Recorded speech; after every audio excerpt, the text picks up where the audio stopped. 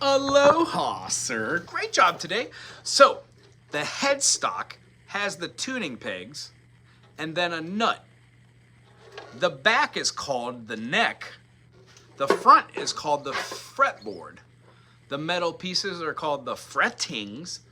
In between where we play is called a fret. This is our 5-string. The D string is the 4. The 3 is the G. The B is the 2. And the D is the 1. Our high 5 and our middle 3, same note. They're going to be considered G pitches. The lowest tone, the D, and then the highest tone string, besides the G, is the D strings.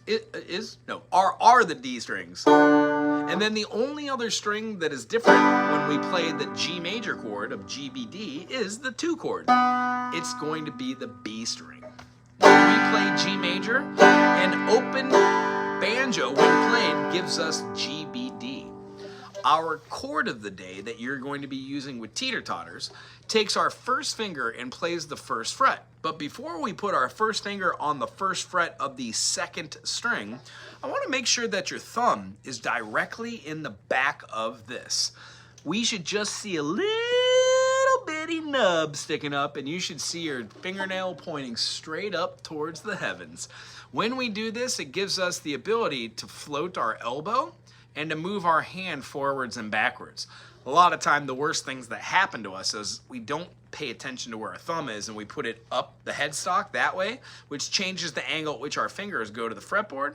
It brings our elbow into our stomach or our crotch area, and then we look over the top so we can see what we're doing. These 3 things are horrible for posture. So if I could recommend, always try and put your thumb in the back, right in between, then build a chord like this chord, the C major. It's going to have our first finger on the 2nd string, the B string on the 1st fret. When we play it, that's our note. 2nd finger, the middle finger, is going to stretch to the middle of that 2nd fret, and then our 3rd finger is going to play the same tone, D and D string, on the 2nd fret. Therefore, we have an open D. I'm sorry, that isn't correct. We have a D at the 2nd fret. We have an open G. We have a B at the 1st fret, and then we have a D at the 2nd fret. This is our C major chord. Teeter totters allow us to do a plectrum strum down once and then count 1, 2, 3, 4. When we count 4 beats, move this hand up and down to get rhythm, and then play this on the 1 of the next beat. Here's what it will look like in slow motion. Do them with me and then do them on your own for 5 minutes every day along with spider exercises.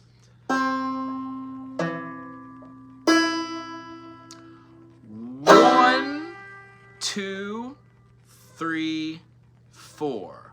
1, 2, 3, 4. 1, 2, 3, 4. We're just pacing ourselves and laying our fingers down in order on the strings that we know.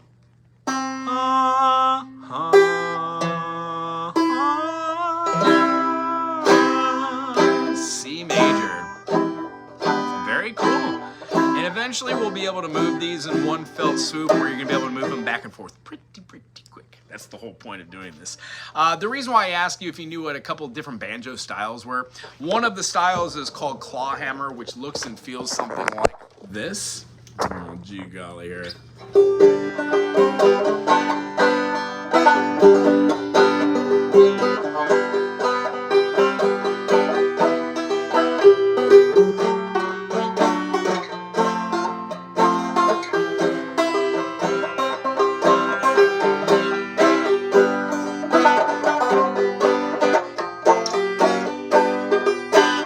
Claw hammer banjo. You use a little bit of rhythm and plectrum strumming and then a couple different individual note thingies, and it really is a more rhythmic thing that we use of the bottom half of our fingers to do this. We're going to go over that later. The other type of style is called bluegrass, onto which you play the same chords like an F major, a D major, and a G, but you would use rolls.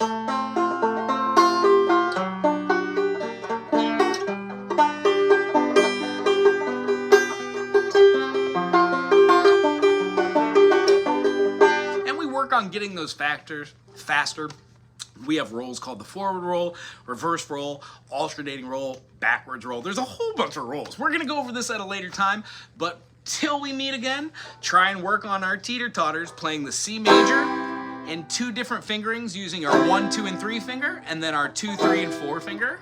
And then lastly, if we play our 1st finger, 2nd finger, 3rd finger, and 4th finger while not looking at this, keeping our elbow floating and our thumb right in the back here with our fingernail pointing up, we should be able to play our 1, 2, 3 no problem. And when we go to our pinky, maybe you can lift the 1st finger to get the stretch. However,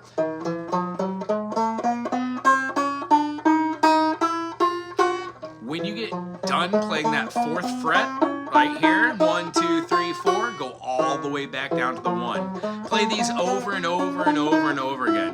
There is no rhyme or reason to this, only to have our fingers make contact and to work on plucking individual notes. You can pluck it with your thumb, or you can pluck it upwards with your pointer finger.